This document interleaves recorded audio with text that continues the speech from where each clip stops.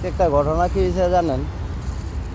এখন থেকে 4 মাস আগে প্রায়, হ্যাঁ পুরা 4 মাস আগে আমার এক বন্ধুরে আমি হাওলাত দিয়েছিলাম টাকা, বুঝছেন?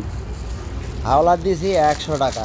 এখন হাওলাত দিছি, আমি তো জানি আমার বন্ধু টাকা আমারে দিয়ে দিব, তো যার কারণে আমি আর ওর কাছে টাকা চাই নাই। তখন স্যালারি আসলে দিয়ে দিব, এরকম হয় সব সময়, ধরেন আনা নেওয়া হয়।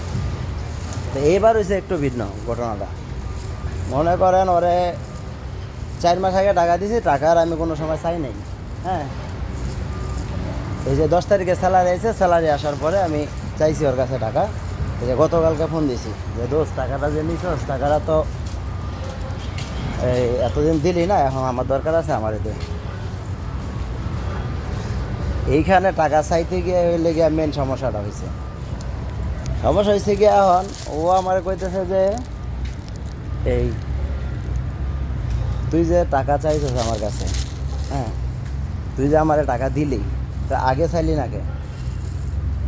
হ্যাঁ, এতদিন চাইতে আমি তোরা টাকা দিয়ে দিতাম, তো কোনো সমস্যা নেই। তো এখন যেহেতু চাইছিস, তোরা আমি আগামী মাসে দিয়ে দেবো।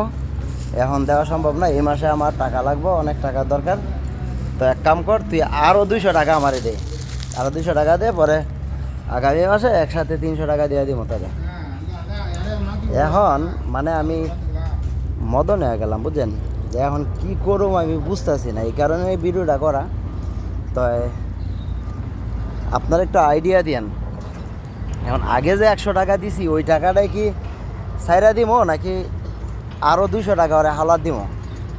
আপনারা একটু কমেন্টে আমারে জানাইয়েন, তারপরে আপনাদের সিদ্ধান্ত অনুযায়ী আমি যা করার করুন।